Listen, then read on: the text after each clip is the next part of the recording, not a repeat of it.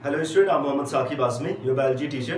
तो स्टूडेंट, हम जिस चैप्टर को पढ़ रहे हैं वो है मॉलिक्यूलर बेसिस ऑफ इनहेरिटेंस। हमें इनहेरिटेंस का मतलब पता है, हमें मालूम है कि कैरेक्टर ट्रांसफर होते हैं from one generation to another generation, और उसके लिए जो रिस्पॉन्सिबल बायोमोलिक्यूल है, उसके लिए रिस्पॉन्सिबल जो पार्टिकल है, हमें उसका नाम भी पता है, वो है आपका डीएनए। ये आपके इनहेरिटेंस का मॉलिक्यूलर बेस है। अब हमने इसके बारे में पिछले वाले लेक्चर में ये पढ़ा कि इसका स्ट्रक्चर कैसा होता है, एक डीएनए बनता किससे है, या फिर एक न्यूक्लिक एसिड जिसकी डिस्कवरी 1869 में हुई थी, फ्रेडरिक मिशर ने की थी, और उसका नाम न्यूक्लिन रखा हुआ था। फिर बाद में अल्टमान ने उसका नाम चेंज करके न्यूक्लिक एसिड कर दिया, क्योंकि उनको पता चला कि जो न्यूक्लिन है उसका नेचर जो है वो एसिडिक है, इसलिए नेचर की वजह से उसका नाम चेंज कर दिया गया, न्यूक्लिक एसिड कर दिया गया। अब ये जो न्यूक्लिक एसिड है दो टाइप के होते हैं, डीएनए होता है, आरएनए होता है। डीएनए किसका बना हुआ है, आरएनए किसका बना हुआ है, हमें ये सारी चीजें पता चली। मतलब हमें पता चला कि न्यूक्लिक एसिड हमारे पास है, और न्यूक्लिक एसिड जनरली बनते किससे हैं, न्यूक्लियोटाइड से बनते हैं, न्यूक्लियोटाइड से बनते हैं। और अगर उस न्यूक्लियोटाइड के अंदर राइबोस पाया जाएगा तो वो आरएनए बना लेगा, अगर डीऑक्सीराइबोस पाया जाएगा तो डीएनए बना लेगा, क्योंकि उसके जो न्यूक्लियोटाइड्स होते हैं वो 3 कंपोनेंट से मिलकर बने होते हैं, जो कि आपका नाइट्रोजनस बेस, राइबोस शुगर, या फिर और आपका फॉस्फेट ग्रुप होता है। लेकिन अगर वहीं पे राइबोस की जगह पे डीऑक्सीराइबोस होगा तो फिर वो डीएनए बना लेगा। ओके, तो हमें इसके बारे में पता चला। लेकिन डीएनए का जो हमें बाद में पता चला कि डीएनए एक जेनेटिक मटेरियल है, बाद में पता चला। हम उसके बारे में आगे बात करेंगे। डीएनए एक जेनेटिक मटेरियल है, कैसे उसको पता किया गया, कुछ इंपॉर्टेंट रिसर्च किए गए और कुछ इंपॉर्टेंट एक्सपेरिमेंट किए गए, जिसके बारे में हम बात करेंगे। Transforming principle, Avery MacLeod, McCarty और हर्शी एंड चेस के एक्सपेरिमेंट के बारे में भी बात होगी। तो हमें मालूम है कि डीएनए एक जेनेटिक मटेरियल है। अब डीएनए जेनेटिक मटेरियल, उसका मॉलिक्यूलर स्ट्रक्चर कैसा है, हमने पिछले लेक्चर में उसको समझा। अब हम बात करेंगे कि उसका मॉलिक्यूलर स्ट्रक्चर के साथ साथ उसका जो मॉडल होता है, उसका जो अरेंजमेंट का पैटर्न होता है, न्यूक्लियोटाइड के अरेंजमेंट का जो पैटर्न होता है, उनका स्ट्रक्चर कैसा दिखता है, इसके बारे में किसी को पता नहीं था। उस पर भी कई सारे रिसर्च हुए, लगातार काम हुआ, और बहुत सारे रिसर्च हुए। उसमें से 2 साइंटिस्ट थे, एक का नाम फ्रैंकलिन था और एक का नाम विल्किंस था। विल्किंस एंड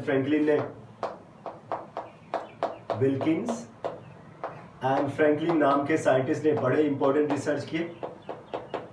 फ्रैंकलिन ने बहुत इंपॉर्टेंट रिसर्च किया और उन्होंने बहुत सारी चीज़ों को बताया। उन्होंने बेस पेयर्स के बारे में बताया, उन्होंने नाइट्रोजनस बेसिस के बारे में बताया कि उनका वो किस तरह से लगे होते हैं, उनके बॉन्ड्स के बारे में बताया कि एक न्यूक्लियोटाइड किस फैशन में एक दूसरे के साथ जुड़े होते हैं, उसके बारे में बताया। और लेकिन कंप्लीट मॉडल दे नहीं पाए। तो कुछ टाइम बाद 1953 में एक 2 साइंटिस्ट थे, जिनका नाम था, एक का नाम था वॉटसन, जेम्स वॉटसन, और दूसरे का नाम था क्रिक। इन दोनों साइंटिस्ट ने 1953 में जितने भी पुराने ऑब्जर्वेशन थे, जितने भी पुराने इंफॉर्मेशन थी, सबको कलेक्ट किया और अपने एक 3D मॉडल तैयार किया डीएनए का, कि डीएनए ऐसे ऐसे होता है। पूरी इंफॉर्मेशन, सारी इंफॉर्मेशन खंगाली और उसको इकट्ठा करके उन्होंने प्रॉपर एक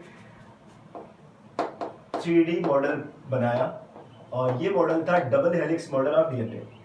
double helix model of DNA. तो डीएनए का जो डबल हेलिकल मॉडल था, उसे किसने दिया था, वॉटसन, क्रिक ने दिया था। और इसके लिए इनको और विल्किंस को, इन दोनों को और विल्किंस को 1962 में नोबेल प्राइज भी मिला था। इसके बारे में मैंने पहले भी बताया हुआ, नोबेल प्राइज भी मिला, जो कि बड़ा पैशनेटिंग आपका बायोमोलिक्यूल है, बहुत ही इंपॉर्टेंट बायोमोलिक्यूल है। इसलिए हर कोई इसको जानने की कोशिश कर रहा था। तो उस पर उसको जब रिवील किया गया, उसके जब सीक्रेट को रिवील किया गया, उसके जब स्ट्रक्चर को रिवील किया गया, उसके लिए इनको नोबेल प्राइज मिला। ओके, तो कुछ फीचर्स थे, जब इसने मॉडल दिया उस मॉडल में कुछ फीचर्स थे, कुछ सैलिएंट फीचर थे, मतलब कुछ खास बातें थी। पहली चीज, जो डीएनए होता है वो डबल हेलिकल होता है।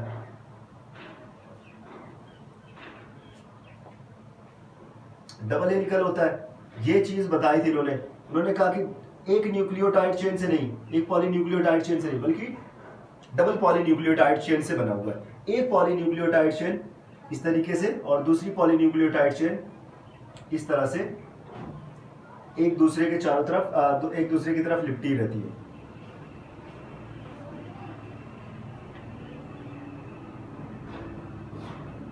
डबल स्ट्रैंडेड होते हैं ये। लेकिन और इनके बीच में बहुत सारी, जैसे इनके पास इनकी जो बैकबोन होती है वो किसकी बनी होती है? ये जो हमने बना दिया ये बैकबोन समझ लेते हैं। ये बैकबोन किसका बना हुआ है? ये बैकबोन बना हुआ है फॉस्फेट प्लस पेंटोज शुगर का। शुगर फॉस्फेट है, तो एक पेंटोज शुगर है और फॉस्फेट ग्रुप है, दोनों ने मिलकर इसकी बैकबोन को बना दिया।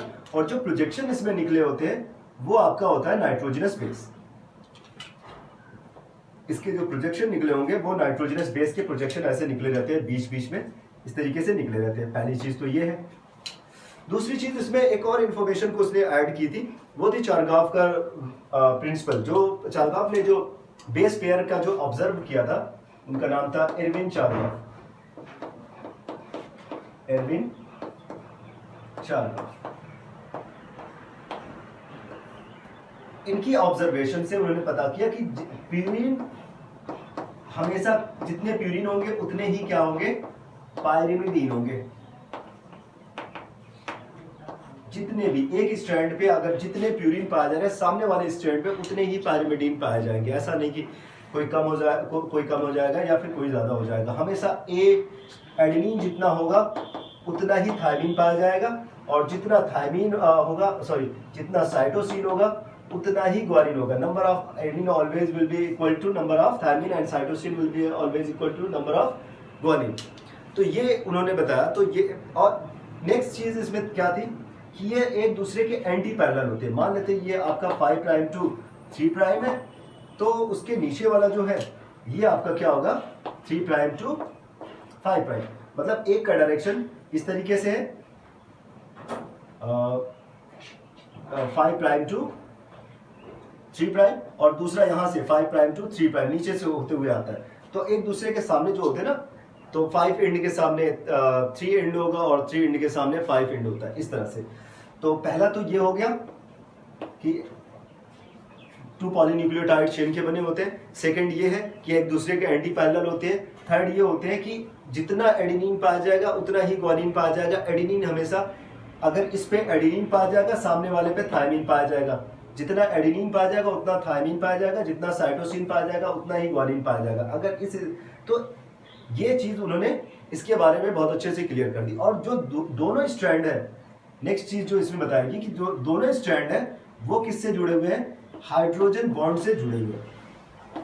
हाइड्रोजन बॉन्ड से आपस में जुड़े हुए हैं। तो इसका एडेनिन, इसका थायमिन, मतलब इसका एडेनोसिन वाला एडेनिन वाला न्यूक्लियोटाइड, इसका थायमिन वाला न्यूक्लियोटाइड, दोनों आपस में क्या होते हैं? जुड़े होते हैं।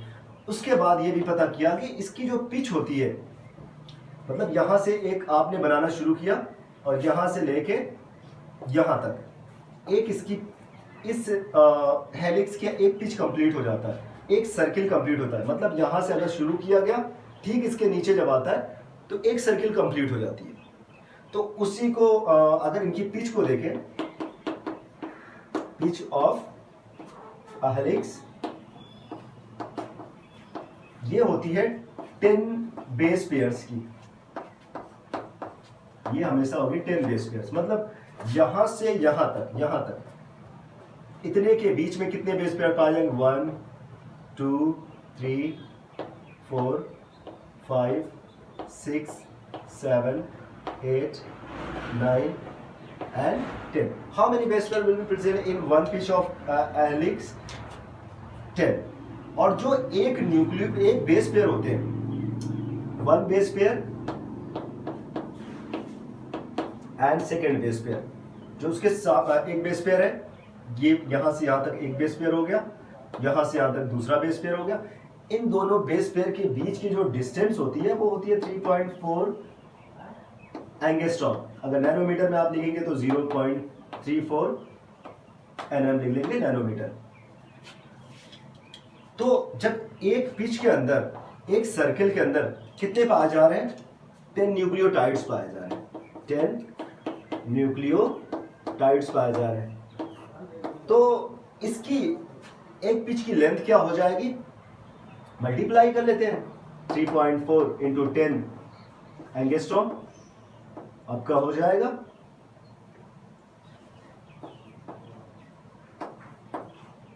34 एंगस्ट्रॉम, या अगर मीटर में लिखना चाहेंगे तो हम उसे 10⁻⁻10 से मल्टीप्लाई कर देंगे, वो हो जाएगा। और नैनोमीटर में लिखना चाहेंगे तो फिर हम -9 कर लेंगे, 10⁻�9 कर लेंगे, जो भी नंबर रहेगा 10⁻�9 कर लेंगे। इसको 0.34 इंटू 10 उसके बाद नैनोमीटर लगा लेंगे और ये उसका साइज हो जाएगा। ठीक है, तो ये तो हो गया किसके बारे में, इनके हेलिक्स के और इनके फीचर्स के बारे में। कुछ चीज़ें आप हमेशा याद रखें, जितने एडेनिन होंगे उतने ही क्या होंगे, सॉरी जितने प्यूरिन होंगे उतने ही क्या होंगे, पायरिमिडिन होंगे। क्यों, अगर जैसे कि इस पे अगर मान लेते हैं 100 क्या पाया जा रहा है, एक चेन पे, एक पॉलीन्यूक्लियोटाइड चेन है उसमें 100 एडेनिन पाया जा रहा है। ऑफ कोर्स तब 100 क्या होंगे, थायमिन भी कितने होंगे, 100 ही होंगे। अगर एक पे दूसरे वाले पे 150 ग्वानिन पाया जा रहा है तो उतने ही क्या होंगे, उसके सामने उतने ही साइटोसिन होंगे, क्योंकि आमने सामने जुड़े होते हैं, एक दूसरे के लगभग आइडेंटिकल होते हैं। तो इस तरीके से सारी चीज़ें पाई जाती हैं। अगर हमने कह दिया कि एक डीएनए है और डीएनए की पॉलीन्यूक्लियोटाइड चेन एक डीएनए है और उसमें 15% एडेनिन पाया जा रहा है, आप साइटोसिन का परसेंटेज बता दें तो हमें पता होगा कि एडेनिन अगर कितना है 15%, तो ग्वानिन में कितने टाइप के नाइट्रोजनस न्यूक्लियोटाइड्स होंगे, ऑफ कोर्स 4 टाइप के न्यूक्लियोटाइड्स होंगे। तो एक जितना ए होगा उतना टी भी होगा, 15% ये 15% हो गया आपका 30%। अब बचा कौन, साइटोसिन और ग्वानिन। अब बचा 70% में 50% साइटोसिन होगा, 50% ग्वानिन होगा, तो 35% आपका साइटोसिन एंड 35% आपका ग्वानिन। तो दोनों को इस तरह से आप पता कर सकते हैं कि एक जो डीएनए होता है उसमें कितने परसेंटेज, अगर आपको किसी एक का परसेंटेज पता है कि इतना परसेंट पाया जा रहा है एडेनिन पाया जा रहा है, इतना परसेंट ग्वानिन पाया जा रहा है, अगर किसी एक का भी पता है तो आप किसी का भी सबका बता सकते हैं कि इतना परसेंट ये पाया जाता होगा, क्योंकि हमेशा प्यूरिन किसके बराबर होगा, पायरिमिडीन के बराबर होगा। इस चीज को भी याद रखें। अब जब ये सारी चीजें दे दी गई, ये मॉडल दे दिया गया, तो इस मॉडल के मतलब इतना सिंपल मॉडल दिया गया था, किसने दिया था सिंपल मॉडल, वाटसन क्रिक और विल्किंस ने जो मॉडल दिया था, इतना सिंपल मॉडल था और उसने सारी चीजों को इतना सिंपल कर दिया कि क्रिक ने ये ऑब्जर्व कर लिया कि ये किस तरह से डीएनए कैसे काम करते होंगे, इनका तरीका कैसे होता होगा काम करने का, ये किस तरीके से काम करते होंगे। तो क्रिक ने बताया कि डीएनए कैसे काम करता है, एक डीएनए कैसे काम, हमें मालूम है कि इंफॉर्मेशन को ट्रांसफर करता है, हमें ये मालूम है कि इंफॉर्मेशन को कैसे ट्रांसफर कर रहा है, इंफॉर्मेशन को वो कैसे, उनके पास जो भी इंफॉर्मेशन है डीएनए के पास वो प्रोटीन बना के कर रहे हैं, वो एक्सप्रेस कर रहा है तो प्रोटीन बना के कर रहा है, तो ये हमें पता था। तो उसने कहा डीएनए जो होते हैं ये क्या बनाते हैं, आरएनए को प्रोड्यूस करते हैं और आरएनए जाके क्या बनाते हैं, प्रोटीन बनाते हैं। कभी कभी डीएनए खुद से डीएनए भी बनाता है। ये मॉडल उन्होंने दिया, उन्होंने कहा कि देखो डीएनए ऐसे काम करता है, जब डीएनए को जरूरत पड़ती है आप खुद को अपनी कॉपी बनाने के लिए तो डीएनए से डीएनए को बना लेगा, लेकिन जब उनको प्रोटीन बनाना होता है तो पहले उनको क्या करना पड़ेगा, आरएनए बनाना पड़ेगा, फिर आरएनए से जाके प्रोटीन। इस मॉडल का नाम दिया गया, इस स्ट्रक्चर का नाम दिया गया सेंट्रल डोग्मा। बहुत ही इंपॉर्टेंट, आगे जाके आप इसके बारे में पढ़ेंगे कि किस तरह से डीएनए काम करता है, किस तरह से जो एक जनरेशन से दूसरे जनरेशन में कैरेक्टर जा रही है तो किस पैटर्न से जा रही है, उस उनका तरीका क्या होगा, डीएनए के काम करने का तरीका क्या होगा, उसके बारे में जो मॉडल दिया गया था उसका नाम था सेंट्रल डोग्मा। और सेंट्रल डोग्मा में बताया कि डीएनए अपने आप को भी बना सकता है, डीएनए आरएनए को भी बना सकते हैं, जब आरएनए बनेगा तो आरएनए प्रोटीन को सिंथेसाइज करेगा, प्रोटीन का फॉर्मेशन करेगा।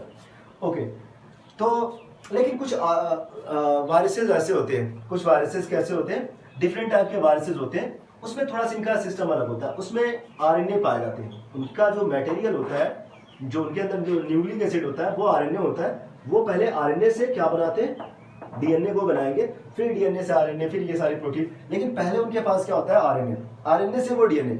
हम जानते हैं कि डीएनए से हमेशा क्या बनता है, आरएनए बनता है, लेकिन कुछ वायरसेस में आरएनए से डीएनए बनता है। और डीएनए से डीएनए बनने के प्रोसेस को हमें मालूम है, हम इसको क्या बोलते हैं, हम इसको बोलते हैं रेप्लिकेशन। इसको रेप्लिकेशन हमने कहा। डीएनए से आरएनए बनने को हमने क्या कहा, ट्रांसक्रिप्शन। और आरएनए से प्रोटीन बनने को हमने क्या कहा, ट्रांसलेशन। हम सारी चीजों को पढ़ेंगे, ट्रांसक्रिप्शन को भी पढ़ेंगे, रेप्लिकेशन को भी पढ़ेंगे, और ट्रांसलेशन, रेप्लिकेशन एंड ट्रांसक्रिप्शन सबको पढ़ेंगे। लेकिन यहाँ पे आप देखिए, डीएनए से किसका बनना, आरएनए का बनना क्या कहलाया, ट्रांसक्रिप्शन। लेकिन जब आरएनए से जब डीएनए में बनेगा, ये कहाँ पे, कुछ वायरसेस में, तो इसको बोलते हैं रिवर्स ट्रांसक्रिप्शन। तो ये सारी चीजें जब डीएनए का मॉडल दिया गया, 3D मॉडल दिया गया, इन साइंटिस्टों ने सारी चीज़ों को बताया कि ऐसे ऐसे काम करते हैं डीएनए। जब सारे लोगों को ये चीज़ें पता चल गई, तब जाके लोगों को समझ में आया कि अच्छा ये इस तरीके से काम करता है। तो फिर उन्होंने, क्रिक ने स्टैंडर्ड डोग्मा भी दे दिया, फटाक से उनका दिमाग काम किया, उन्होंने कहा कि ऐसे ही काम करते होंगे डीएनए, तो उन्होंने स्टैंडर्ड डोग्मा दे दिया। उससे पहले बताया गया डीएनए के डबल हेलिक्स मॉडल के बारे में कि ये सारी चीज़ें ऐसे ऐसे पाई जाती है, उसमें फॉस्फेट ग्रुप, पेंटोज शुगर, ये सारे इसकी बनी हुई फॉस्फेट ग्रुप और पेंटोज शुगर की बैकबोन होती है, उसके साथ नाइट्रोजिनस बेस उसमें पाए जाते हैं। दूसरी चीज़ की, एक दूसरे के साथ दोनों पॉली न्यूक्लियोटाइड चेन आपस में एक दूसरे के साथ हाइड्रोजन बॉन्ड से जुड़े होते हैं। एक एंटी पैरेलल होगी, और मतलब एक दूसरे के एंटी पैरेलल होगी, एक 5 प्राइम टू 3 प्राइम होगा, एक 3 प्राइम टू 5 प्राइम, मतलब एक ऊपर से नीचे आ रहा है, एक नीचे से उसको ठीक लपेटते हुए कहाँ पे जा रहा है, ऊपर की तरफ जा रहा है। और दोनों जो बॉन्ड होती है ना, पॉलीन्यूक्लियोटाइड चेन बॉन्ड होती है, उनके बीच के जो डिस्टेंस होती है ऑलमोस्ट 20 एंगस्ट्रॉम के आसपास होती है, 20 एंगस्ट्रॉम या 2 नैनोमीटर। आप उसको नैनोमीटर में लिखना चाहते हैं तो आप 2 नैनोमीटर भी कर सकते हैं। तो ये सारी चीज़ें बताई गई, उनके मॉडल में बताई गई। इन सारी चीज़ों के बारे में आप एक बार ज़रूर देखिएगा, सारी चीज़ें आपको समझ में आसान है, कुछ इसमें करना है नहीं। एक बार लेक्चर को पूरा अच्छे से देखिए, आप एक बार एनसीईआरटी को पढ़िए, आई एम श्योर कि आपको सारी चीज़ें समझ में आ जाएंगी। तो आज के लेक्चर बस इतना ही है, सारी चीज़ों को अच्छे से पढ़िए। अगर कहीं पे प्रॉब्लम आ रही है समझने में तो आप कमेंट बॉक्स में ज़रूर बताएं, और अपने सारे फ्रेंड को आप इसको शेयर भी करें, और सब्सक्राइब करने को भी बोले। Thank you so much.